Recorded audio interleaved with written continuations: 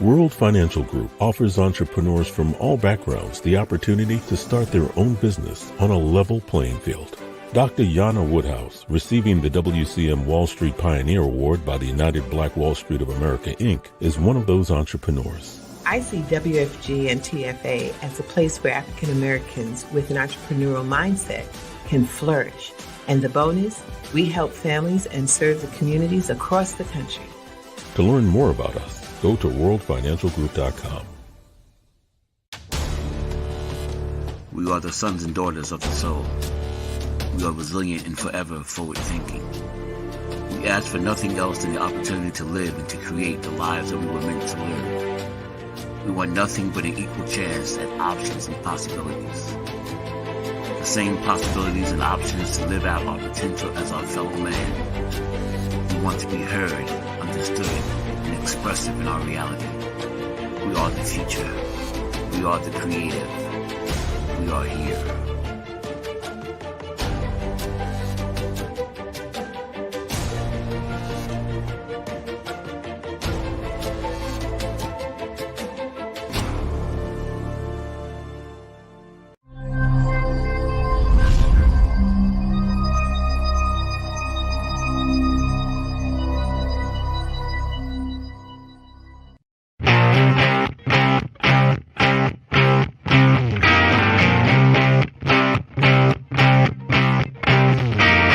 She was told that she couldn't play with the boys. She was told that they were too big, too rough, too strong. She was told to give up her dreams and move on. She was told to just be pretty, be quiet, be a lady. She was told that women had to stay on their side of the court, stay in your lane. Playing and competing with men was insane. She was told that men and women would never be equal. Dreaming like that would only be lethal to your mind, to your soul. She never listened. She knew that their thinking was old. She is magic. She is the definition of spirit. She is what champions are made of. She is now.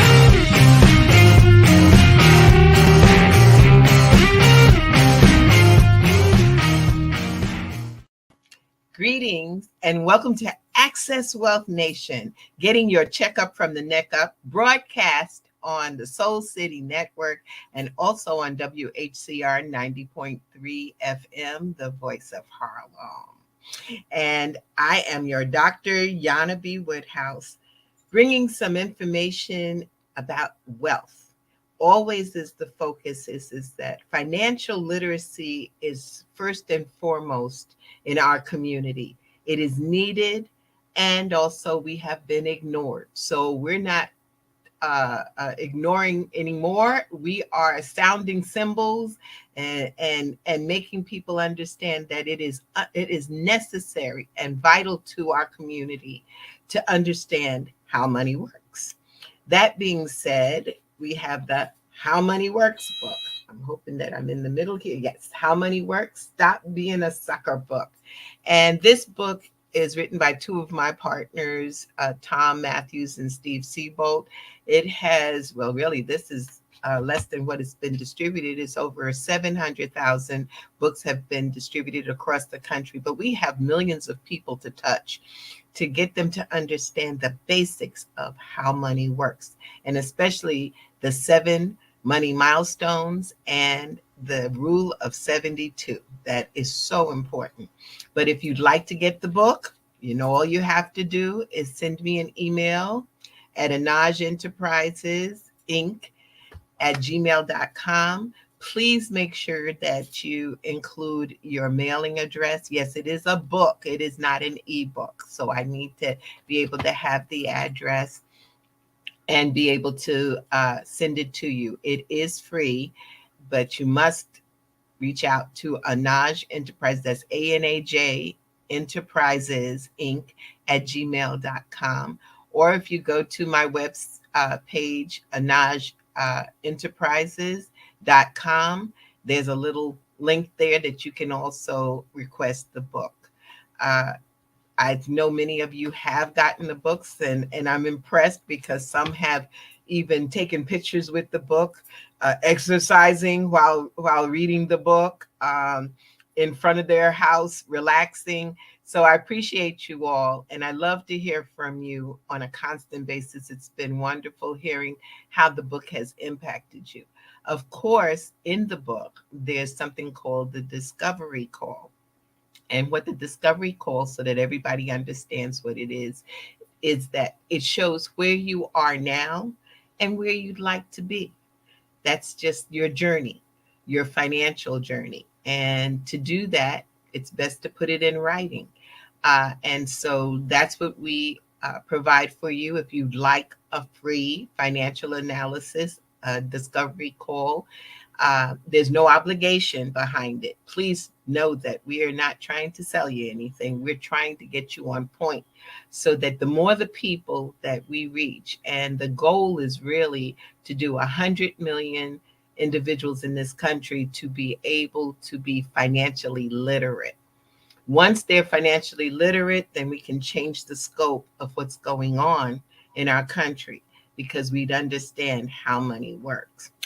But if you'd like to have a free financial analysis, or you just like to chat with me about where you're heading, you dial 646-375-2121. And you just let us know, and one of our associates that I've trained, because I'm always in the mode of training individuals to become financial educators. It is something that is needed in this country. Yes, it is a true designation in the financial industry. So even those teachers out there, note that you can also be a financial educator and certified to do so. But in saying that, this is a time for financial literacy. And then after we get knowledge, you know what it is. Knowledge is power, but action is queen. Okay, you know my little. So I just say to you is that this is the time where we have to start to understand some of the basics, and then from that, act upon them. And so today, well, one more thing I wanted to mention, there's another book coming out. And yes, I promote other books because I'm still writing mine. So I have to promote things that are going to make a difference. So there's a book coming out that's called How Money Works for Women. Take Control or Lose It. And again, at the bottom, Stop Being a Sucker book. It's coming out. As a matter of fact, I'm speaking at the opening. So stay tuned on the 16th of June. I will be in Georgia with the rollout to explain how the How Money Works book for women. And it's very important. I know some men have said, well, why does it have to be one for the women? We are in a male-dominated industry. Financial service industry is still part of the good old boys club. And so we just know that women need to know how money works. And why more than anything is, do you realize in this country, we have every year, almost over 800,000 widows are created in this country. You kill off a lot of men, but in the process of it, you've got to know where the money is, how the bills are being paid, what the budget looks like. And many a times we are not involved in that. And so, yes, there's a book to call attention to it. And that's one of my additional missions, is just not financial literacy for the country, but specifically for women. And so in saying that educational part, hello, everyone.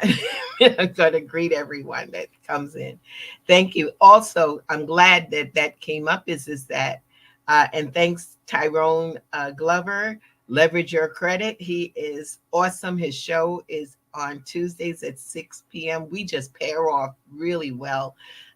You get him on Tuesdays, and you get at 6 o'clock, and you get me on Thursdays at 6 for the Soul City Network. Just make the best of it. But I will say to those of you who have questions or remarks regarding this show, please put it in the chat and we will address it. We will, if you have questions, ask it. You don't have to, don't get too personal though. I'll tell you that only because, it's your stuff. You can talk to me. They call it sidebar. But that being said, I have a special guest today. And we had a chance during the pandemic to talk. But again, I just admire what she's doing. She's on the path of financial literacy to a greater level. We're talking about generational wealth. And so I would like to introduce to some and greet to others Lakeasha Williams. Let me tell you a little bit about Lakeasha. Lakeasha, welcome to the show. Thank you for having me. Lakeasha has 20. I know she doesn't look it, okay, because it looks like she probably started at 1 year old to be 25 years experience in the educational system. She's been a paraprofessional. She's been a classroom teacher, bless her soul. I'm sorry, but that's the battleground that I've seen, And then she's been a staff developer, assistant principal, and even special ed administrator. Okay, I just take my hat off, because our educators don't get the accolades that they should, because they have our children, and some of them even have passed our children. They have us because we sitting in this classrooms too, causing all sorts of mess. And they're able to work with us. This is a talent.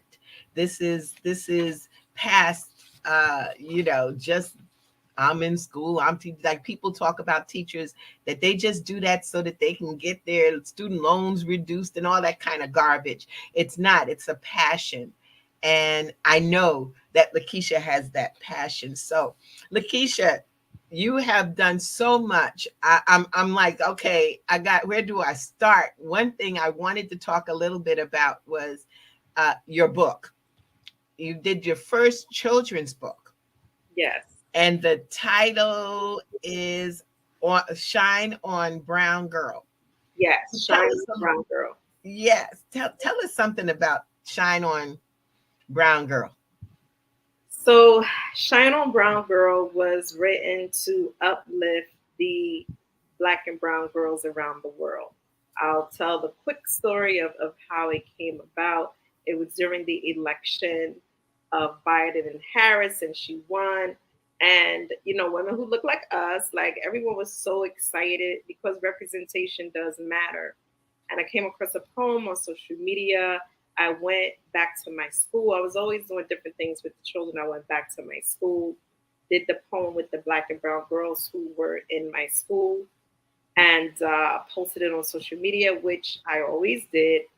And that video went viral. But it went viral for two reasons. The first reason it went viral is because there were about 70 million people who felt like, what is she doing? She's trying to indoctrinate children. They were comparing me to Hitler. They said I needed to be fired. And I was even sent death threats. What? Yes. Oh, my goodness. Yes. But for just uplifting our children. It was a poem. Brown girl, brown girl. And it just angered so many people, at that time. But the flip side of it, because we know the election results were, about split. But so there's about 70 million people who were just so enlightened and inspired and amazed, right, to see these beautiful, young girls reciting this empowerment poem.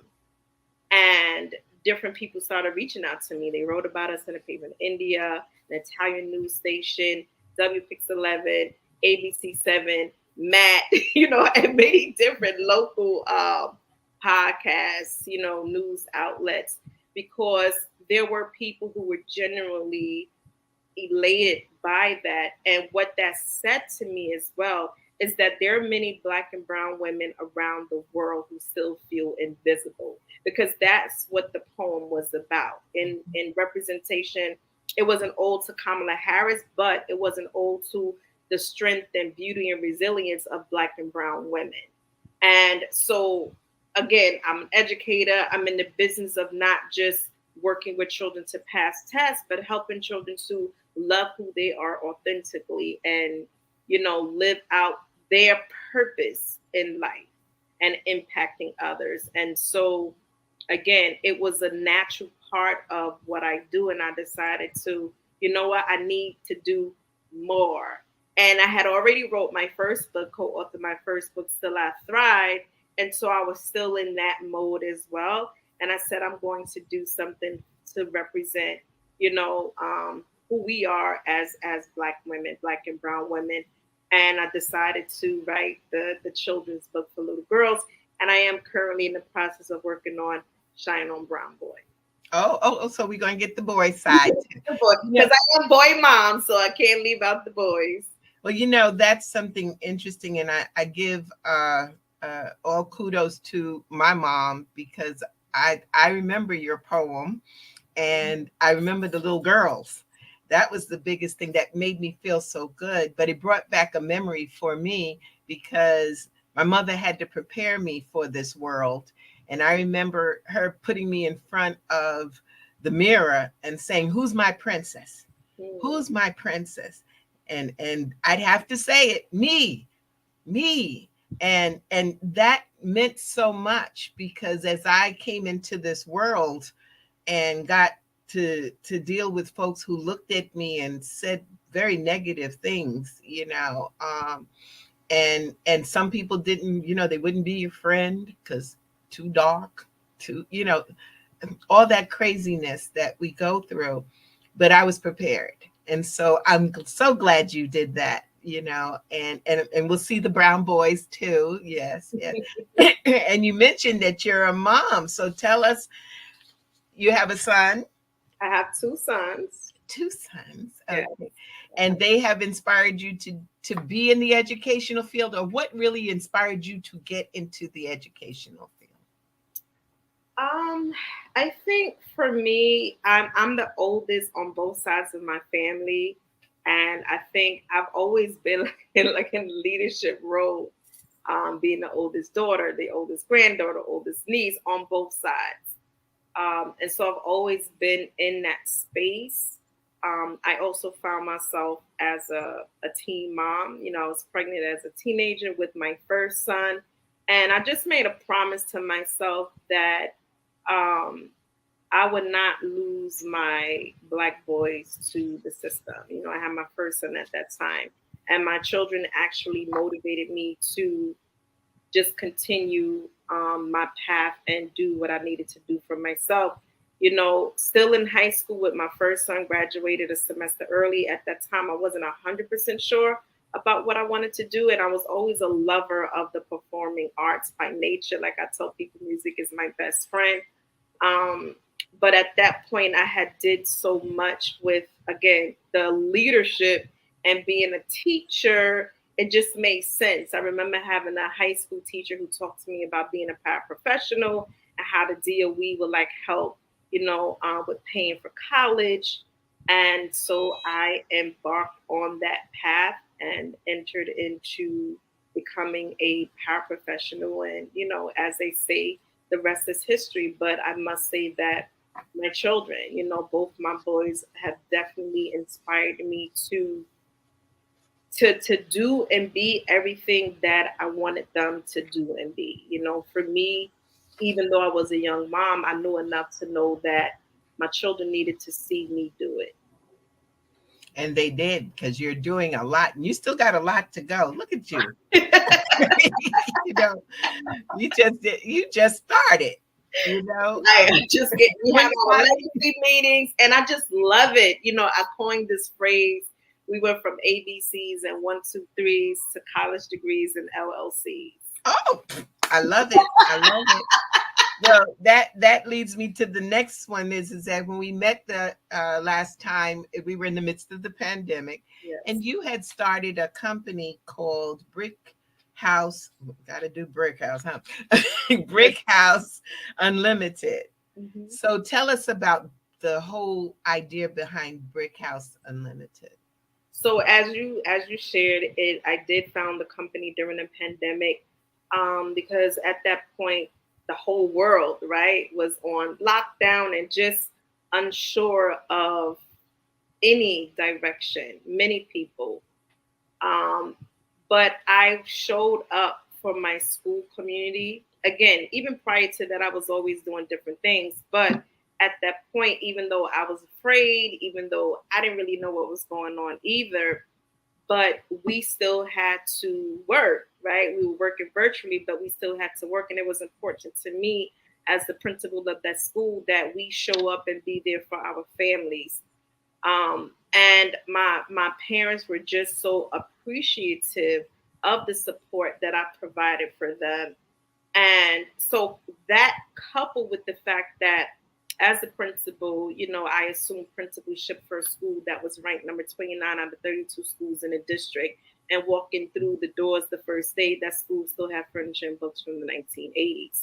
And so there was a lot of work that had already gone into uplifting that school community prior to the pandemic, which continued through the pandemic. And it just hit me, and also we know that there were lots of people who utilized that time to do some self-reflecting and just look at life differently. And so I was inspired by people that I do know, to step out into the world of entrepreneurship through the lens of supporting families, because that's what matters to me and that's what's near and dear to my heart. Oftentimes when we talk about schools and quote unquote failing schools, I oftentimes would say my children are not failures, my parents are not failures, my staff are not failures. It is the system that has failed our children and families. And so my mission is, no matter what it is that I do, the ultimate goal is to strengthen our communities in service of children and families, because schools are not a separate entity from society. Schools are a reflection of. So you show me a community, a marginalized community, I'm also going to show you that there are marginalized schools in that community, which is why the topic of generating wealth and strengthening families, we can't get away from this, right? It's all connected, because everything that you want to do in a school, from buying curriculum, from children going on trips to children eating breakfast and lunch, costs money. Yes. So for me, it's still like everything that I'm doing even now is still connected to education. It's still connected to me being a teacher. But again, having lived through that experience and doing everything that I did to support my families, once again, I just knew that there was so much more that I could be doing, which is why I founded the company Brick House Unlimited. And I'm just looking forward to doing so much more, with my company. That's great. And you brought up the fact of generational wealth and financial literacy. We still have a country that has approximately 21 states that make it mandatory for financial literacy to be taught in the schools. But my problem with it is that what are they teaching? They're teaching children things like balancing a checkbook. We don't even use checkbooks anymore, Right. They're talking about, it's almost like sending a child in with an education on dealing with a typewriter when you've got a whole computerized system to work with, and that's been my frustration and trying to figure out, why do the schools why won't they do a financial literacy in depth for the children? And not only for the children, but my experience is that we need to get the parents in. I had the opportunity one year to speak at Kips Bay School, and the children were really, gravitating towards what I was saying. But then one of the parents called me later and said, okay, you done got my child coming to me talking about, I need to stop renting. I need to buy a house. So how are we going to make this happen? And I said, well, you're going to come and talk to me. Let's talk. But that made me feel like there's a desire. But how do we get that to that level? And then on what level do we bring financial literacy to the children? Mm-hmm. I believe that it has to. It does begin with our children, and to your point, it has to include the families. And if you notice, my goal is in service of children and families. So we cannot isolate the children from the families because they go home, right? And these are the people that live in our communities. And so I do believe that no matter what it is we do, whether it's in the school setting or in the business setting, it has to include the parents as well. But I do believe that we as a society, we should not let down another generation. Because to your point, it doesn't make sense for children to be learning things now that's already obsolete. Like that's not going to be beneficial for them. And so when I think about the things that, and we know that education is controlled by politics, right? Yes. So it requires folks who are courageous enough to think outside of the box to say, you know what are some ways in which I can dismantle status quo from my perspective? Because I believe that sometimes folks are frozen in place because it's so overwhelming. And it's like, where do I even begin? Just start from your sphere of influence. So my sphere of influence was being in my school community. And in my school community, I had my children as young as kindergarten enrolled in entrepreneurship classes, right? Because I don't talk to children about what do you want to do when you grow up. I talk to children about what problems do you want to solve. We need our children to be critical thinkers. We need our children to be forward thinkers. We need our children to think from an ownership mentality and that they are in charge of their destinies, right? Awesome. So what problems do you want to solve within our society? And so we use that to help our children as young as 5 years old draft a business plan and legitimately like do different things, set up their businesses. And we would have like youth fairs and invite different people to come in. But I wanted to plant the seeds within our children that we can no longer talk about just going to school and getting a good job. We cannot do that, right? But to your point, it absolutely involves the parents as well and providing our parents with practical resources that they can use now, not later on, right? But now, what are some practical things that folks could do today to help change their financial trajectory? There's about 11 million families that still live in our marginalized communities, which represent what? The redlining that was intentionally done in our countries. So in our country, so again, we cannot mitigate these inequities that exist in our communities across this country without first ensuring that collectively we are servicing our children and families in every community. So you said that, which I find intriguing. You said that even these babies, you are presenting them with what problem could they solve? What's the problem? And I find that interesting because again, we don't think of children. We want to protect and coddle, but the reality is they see the mess that's going on just as well as we do. Absolutely. Let me tell you something. Children, so now I'm a leadership developer for principals and I'm training principals.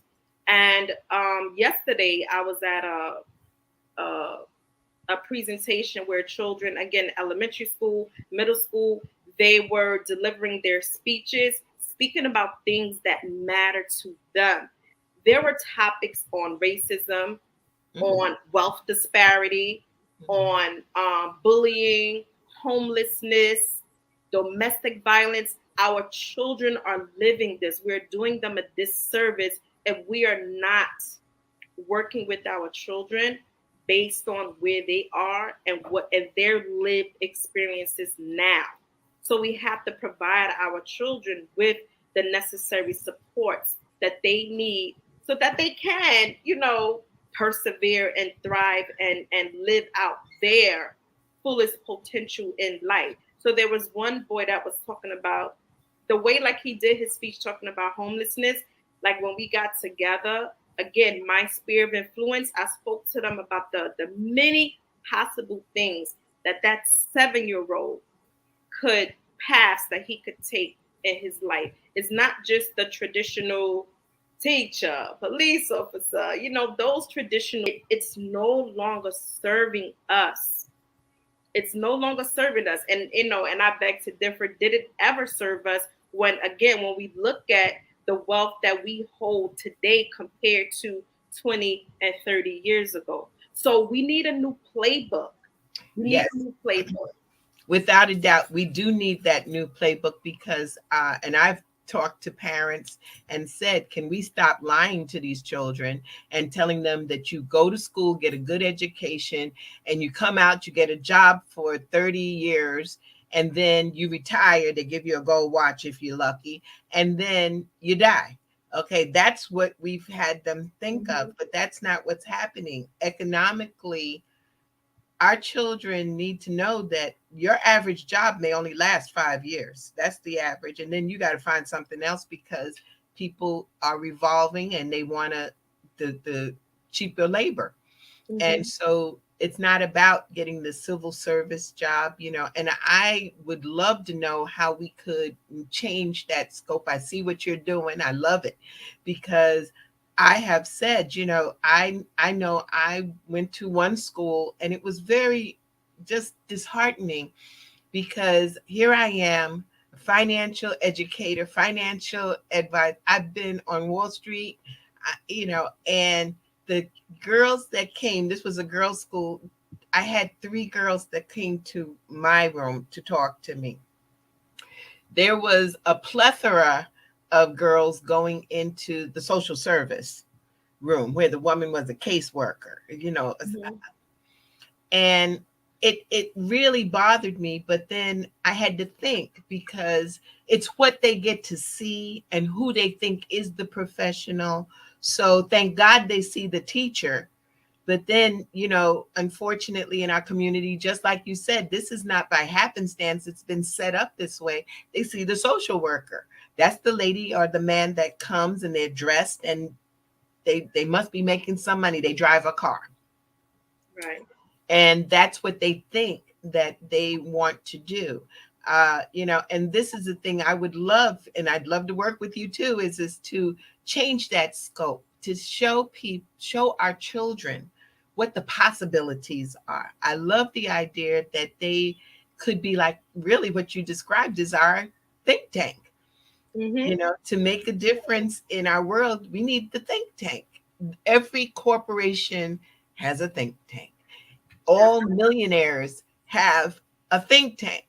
So why can't we as our community have that think tank to make a difference, to change? Because if we're waiting for somebody else to change this for us, it's not happening. I looked last night. I believe it was last night, but it's also on Hulu. The 1619, project, and I looked and saw the fight and the fire, and I want to see that fight and fire come back in our communities. I had the honor, and this is, matter of fact, the 22nd anniversary of the destruction of Tulsa, Black Wall Street.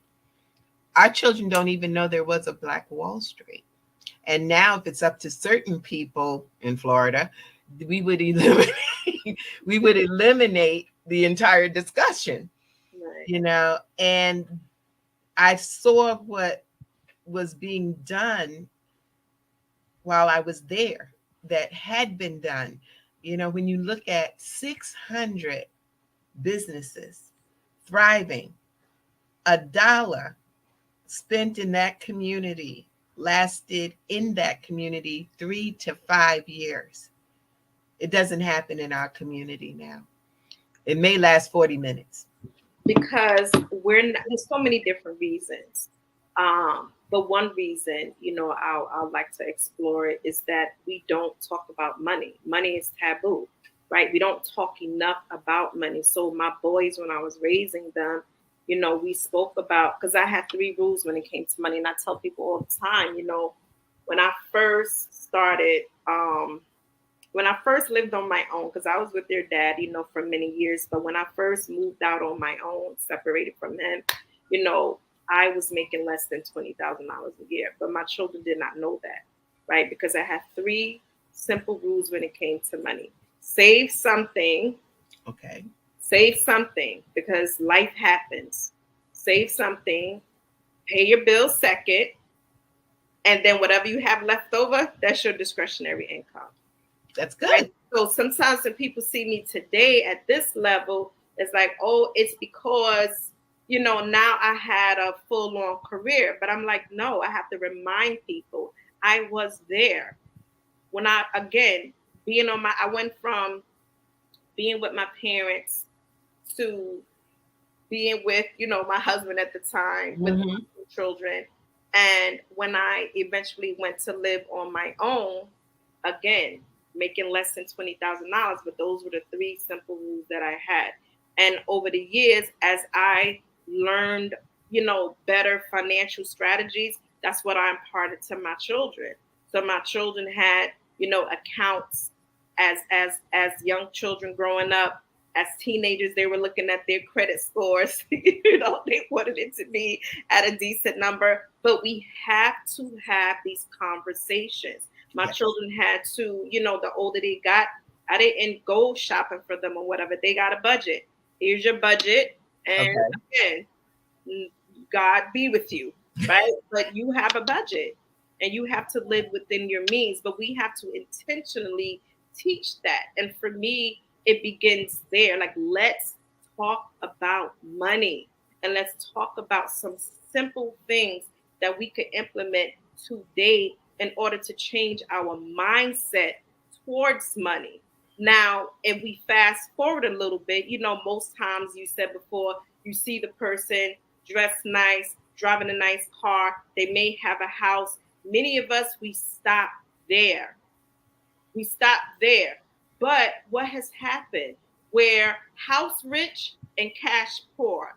And even though we're making quote unquote good money, we're still living as a whole paycheck to paycheck. Yes. Because we still have not implemented sound financial strategies to be on that path of generational wealth. Now, I know that it's a path, because I wasn't like, 45 where my parents had a small, $1 million loan to give me to start my business, right? Like I don't come from that. But again, from a historical perspective, that was intentionally done, because we're talking about my grandparents were sharecroppers. My father, even in his generation, when they woke up in the morning to go to school, there was a choice. You go to school or you work on the farm. This is real.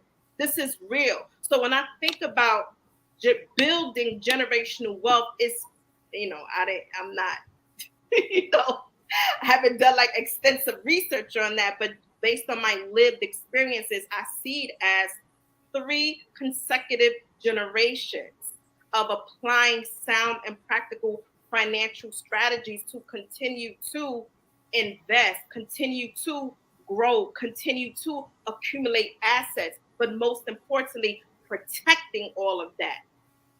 That's even more important, and truly to protect it, but not only that, but to be open to doing things and not necessarily looking for the get rich quick scheme.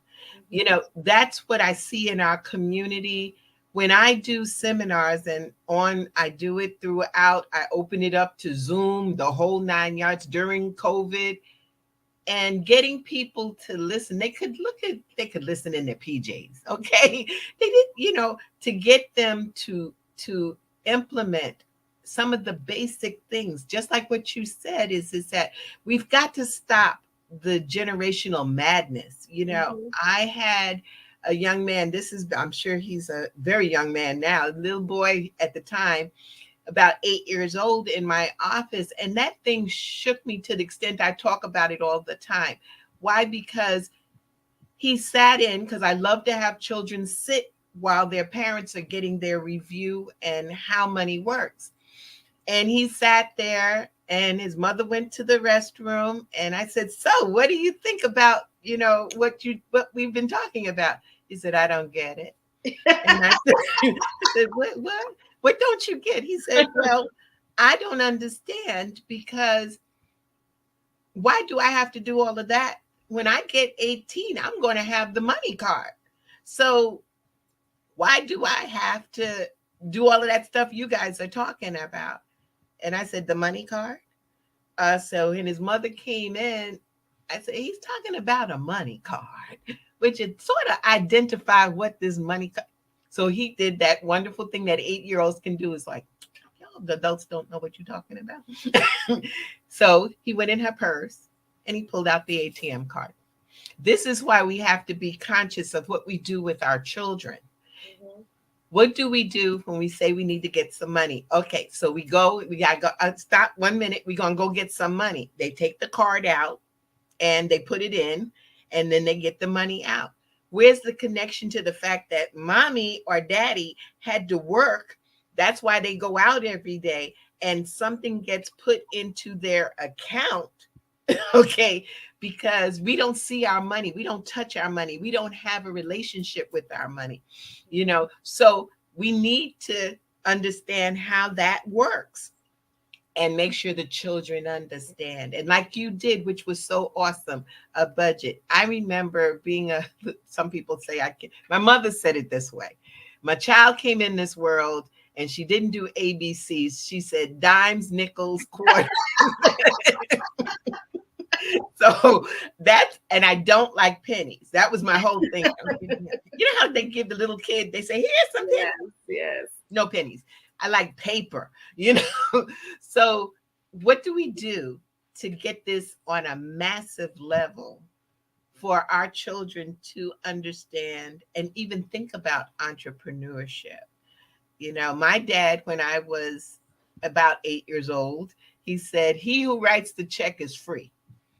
I didn't understand it, but I went and tried to get my little coloring book and made my check. The only person to take it was my mom. But anyway, but how do we get the children who are looking at in their community other people owning businesses? How do we change this? We change it by doing things like this, right? We change it by, I believe, first knowing and understanding that it's important enough for us to have the conversations, to have, the podcast, and to go out into the community and be a part of the change. Many times people sit back and point fingers, right? But I also raise my voice with the message of, you're either going to be a part of the problem or you're going to be a part of the solution, right? So don't overwhelm yourself with thinking that the world is on your shoulders, right? Because that's not healthy. I don't want you to think the world is on your shoulders and you're solely responsible for undoing hundreds of years of being an enslaved people, mind conditioning, of systemic racist practices in every facet of our communities. Like, no, we can't wear that, because then that becomes overwhelming and it's too much. Mm-hmm.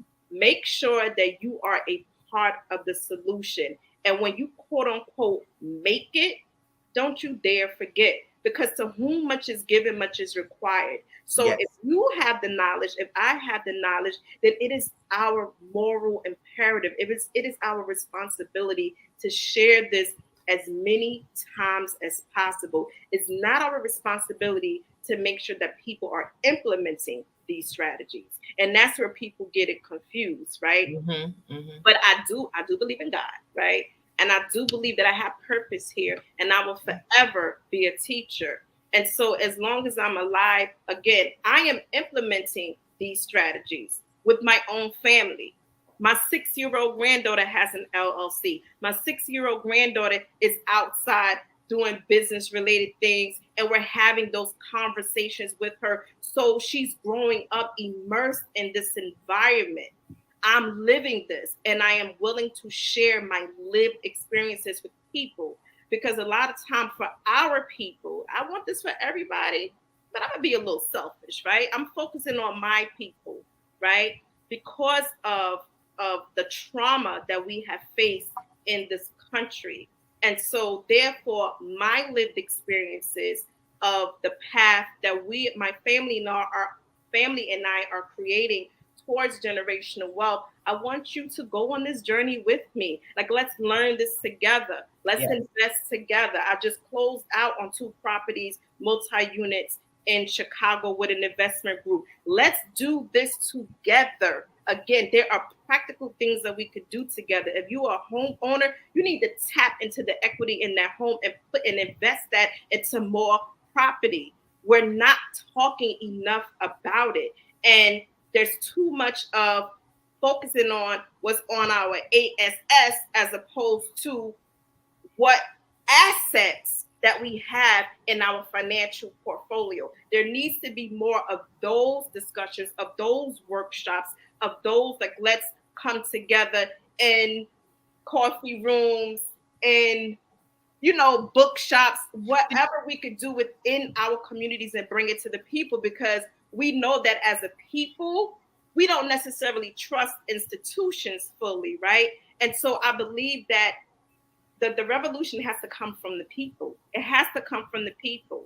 And we have to be willing to go to the people, go where the people are. So you know how many times I speak in shelters to women? There are things you can do now to repair your credit and get it together, right? So they may not be able to invest in a property or buy a house right now, but they can focus on repairing their credit. And they also could do little savings.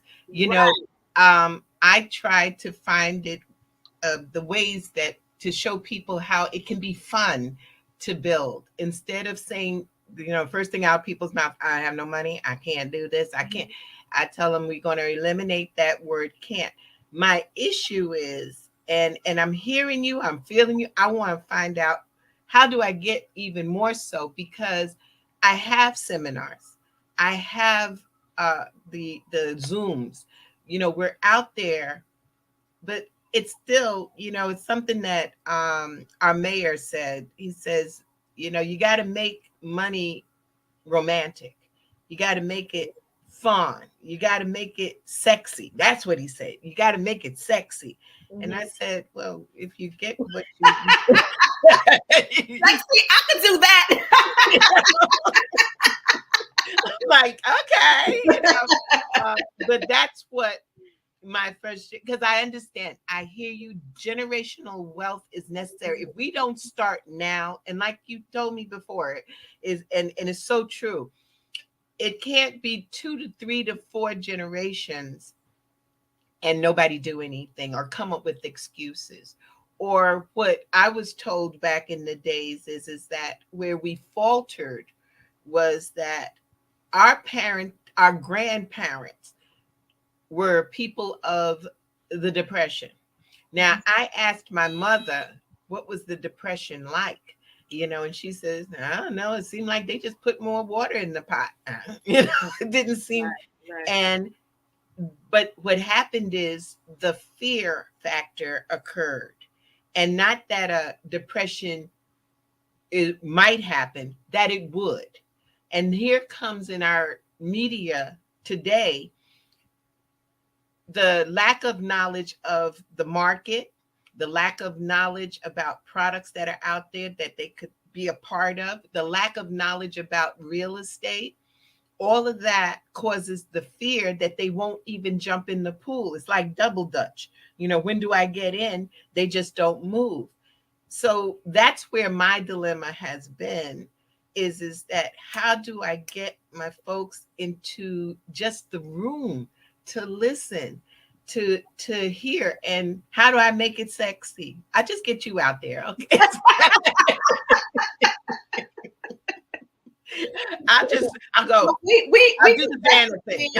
We can definitely explore, options of different things that can be done. But again, like my youngest son, he's a marketing major, so his whole thing is just understanding human behavior, right? And being a principal and working with a school community, you know, my thing is always, you gotta meet people where they are, and you gotta figure out what is it that they need support with, right? So I feel like if that should be the lead in, whether you're saying, you know what, let's design a plan where we're going into the shelters, we're going into NYCHA, we're going into these pop-up shops, we're going into, you know, like different community spaces, because things are happening within our communities every single day. But we're not necessarily talking about money strategies. We're not talking about generating wealth strategies. We're not talking about that every day, but there are conversations that are happening every single day. There are forums that's taking place every weekend in our communities. So it's a matter of aligning with, you know, different partners, right? So you may be doing a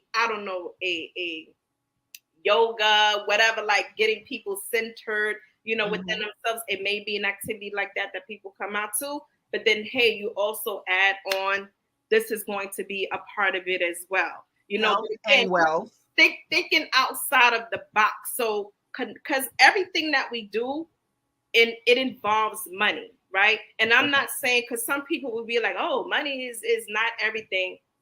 I never said that money was everything. Money is a resource. And the more resources that we have, right? The more resources that we have, when we speak about quality healthcare, quality education, all of those different things that we need, we need the resources to be able to do that. Again, we have marginalized communities because our communities have been defunded, right? We don't have the services that our people require within our community as a whole. But if we are working with our children in the schools, and we're working with our families in the community, then we can be the owners, right? And the leaders and the drivers of every aspect, functioning aspect within our communities, so that we can thrive. We know that it's a way and it's a path for it to be done. Again, I'll use myself as an example. Teen mom,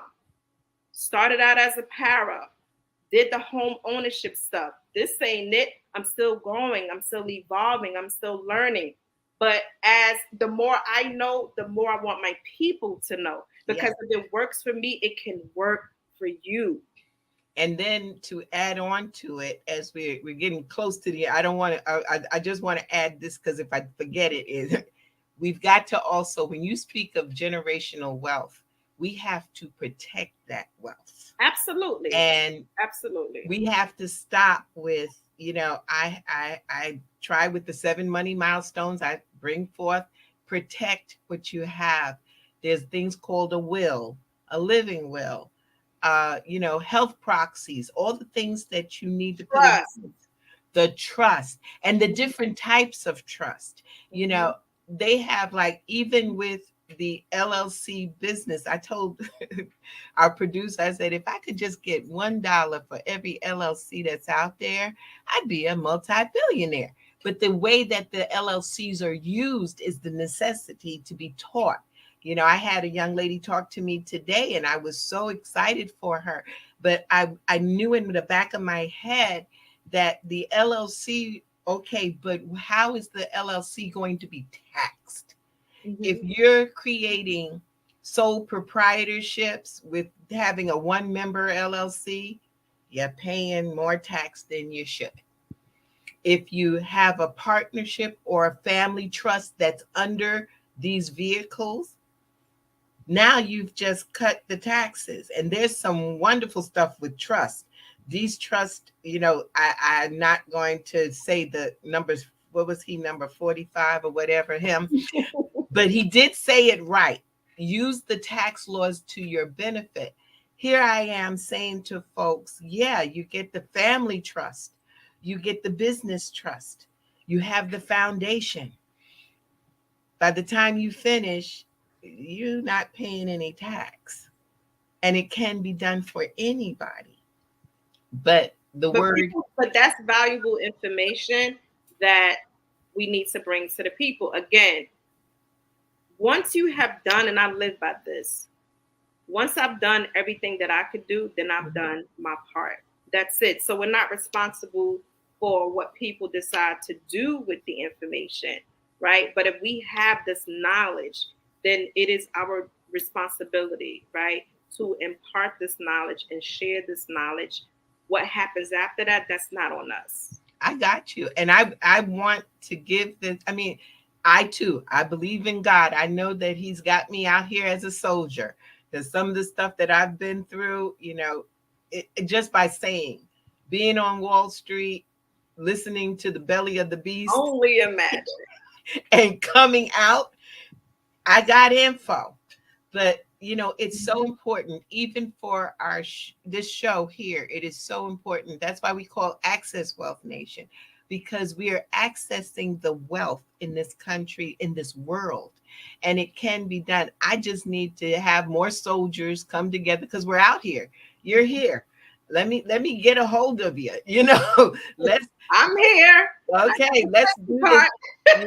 Because I see it, and I see the responses from the people that are listening. We can do this. That was the thing that my mother told me. There's no such word as can't. Right. And she always said to me, there's possibilities. So this is a possibility. It's not a happenstance. We've got to make the difference, and we do have to protect our wealth. We fight a lot when somebody dies. We don't need to do that anymore. It can be put in writing. It can be clear, and it doesn't have to go to probate. Absolutely. I'm here. Feel free to use me up. I do a lot of different things in the community. I'm looking to do more in this lane, and just support where I can. So. Okay, so we got everybody heard that. Partnership. I got this on tape. And that's what I'm looking for. I really believe that there are others out there just like us, who have the knowledge. The beauty in what you're doing with the generational wealth is the fact that you are proving it. It can be done. And so, it's not something that, where you come from, where you've gone, there's no excuses. Anybody can do it. It's just that you have to be focused and not be swayed by, these get rich.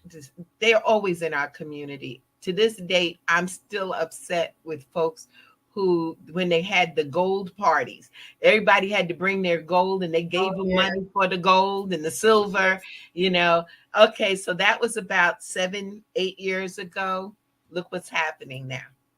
Gold is a major stay with all to sustain your portfolio, but you don't have it anymore. Why? Because you gave it away. And that's what I want, to stop us from giving stuff away. So yes, we will be working together in many ways. I'm going to call on you, and definitely, hopefully you'll come back again, because we will talk more, because that generational wealth is so important. And because you're proving it positive, your granddaughter has an LLC. I love it. Yes. And I think somebody put up that they bought something from. Yeah, this is real. She's online at Walmart. Yes. Okay, so that's it. Serenity Nail Polish. Got to shout out my baby, Serenity. What's her name? Serenity, and the name of her company is Serenity Nail Polish. All right. Serenity Nail Polish. Go ahead, Serenity. And more need to do. I had some, and a matter of fact, when I do another show, I'm going to do another show showing the young entrepreneurs. I'll be sure to call on her. Yes, Serenity comes back. And my family now, we're also next steps where we're finalizing our generational wealth masterclass. We're again sharing our lived experiences of practical things that we could do to that everyone could do. Like, it's not just for us. And there's even a segment in it where my sons are talking about college, but again, not the traditional route, because there's so many, like the example you gave about the gold and everything that was happening with that. Even within the college realm, there's so much information that we don't know if we're first generational people embarking on that path. But I'm not saying not to go to college. I'm just saying whatever it is that you decide to do, make sure that you are focusing on building assets. And that's the key. Just protecting your assets. Just like what you said. Yes, because I've listened to a lot of speakers out there, and they talk about the fact that they've told their children not to go to college. It's not that you don't go to college. It's the way you use it. There's things called internships, apprenticeships. The reason why I had a tax office and purchased it at the age of 19 was because I was apprentice. Mr. Henderson, thank you. God bless you. He needed to turn his office over. 2 years later, I bought it. But I want us as a people to get to the place of when our children graduate high school, they're graduating high school with 800 and better credit scores. There you go. Our children, if they decide to go to college, right? If that's the route they want to take, no problem. But when they finish college, they're finishing college with a deed that they own to some property. I like that's that. Where we're messing up as a people, right? So we need to rethink our strategies. I'm with it. Well, definitely you will be hearing from me. I'm going to send you the How Money Works book, but because I want to show you that, so to see if we can use that as a part of the tools, whatever can be done. I want to know what your family's doing so I can promote it. And let's get this thing going. Let's straighten our communities out. I love it. Yeah, I see like a whole tour and everything. I see. Yes. As a matter of fact, I'm sure our producer has already done that. We set it up as we're talking. and I'm looking forward to Lakeasha, thank you so much for your time, your wisdom, and your energy. And that just inspires me to do more. So I appreciate you. Thank you for being on Access Wealth Nation. Thank you for having me. Okay. And so to the audience, thank you for listening. And, reach out to Lakeasha. Keep an eye on her, Lakeasha Williams, because you're going to see great things. And then make sure you always watch into Access Wealth Nation, where we give you your checkup from the neck up to make a difference in our communities. Be at peace.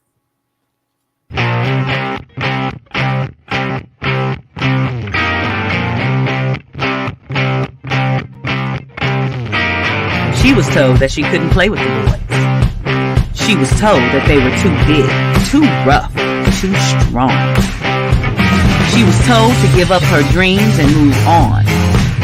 She was told to just be pretty, be quiet, be a lady. She was told that women had to stay on their side of the court, stay in your lane. Playing and competing with men was insane. She was told that men and women would never be equal. Dreaming like that would only be lethal to your mind, to your soul. She never listened. She knew that their thinking was old. She was magic. She is the definition of spirit. She is what champions are made of. She is magic.